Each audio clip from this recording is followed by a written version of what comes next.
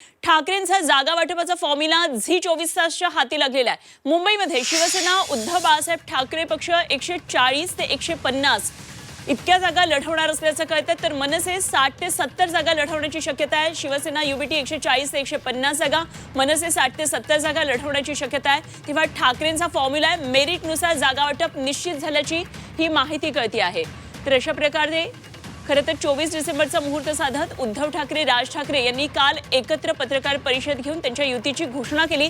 जागा वाटप कसं असणार याबाबत काल खरं तर दोघांनी सुद्धा आकडेवारी गुलदस्त्यात ठेवली, मात्र ही आकडेवारी झी 24 तासच्या हाती लागली आहे। मुंबई महापालिकेसह राज्यातल्या महत्त्वाच्या महापालिका ठाकरे बंधू एकत्र लढवणार आहेत आणि ठाकरे बंधूंची युती झाल्यानंतर आता दोन्ही पक्षांचं जागा वाटप कसं असणार, कोण किती जागा लढवणार, मित्र पक्ष जर सोबत आले तर त्यांना किती जागा देणार याची जोरदार चर्चा सुरू झाली आहे। ठाकरे बंधूंच्या जागा वाटपाचा हा फॉर्म्युला झी 24 तासच्या हाती आलाय आणि ठाकरे बंधूंच्या युतीत जागा वाटप हे मेरिटनुसार होणार आहे। शिवसेना उद्धव बाळासाहेब ठाकरे पक्ष 140 ते 150 जागा लढवण्याची शक्यता आहे, तर मनसे 60 ते 70 जागा लढवण्याची शक्यता आहे।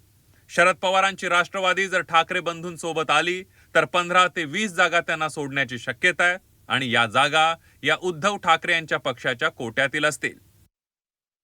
आपण माणसांच्या प्रेमात पडलो तर जागा वाटप हे अडचणीचं ठरतं। जिंकेल त्याची जागा मेरिटवर, गुणवत्तेवर हे आमचं धोरण आहे आणि ते आम्ही शिवसेना आणि महाराष्ट्र नवनिर्माण सेनेमध्ये सुद्धा आम्ही ते धोरण राबवलं। त्याच्यामुळे राष्ट्रवादी काँग्रेस असेल हे आमचेच सहकारी आहे।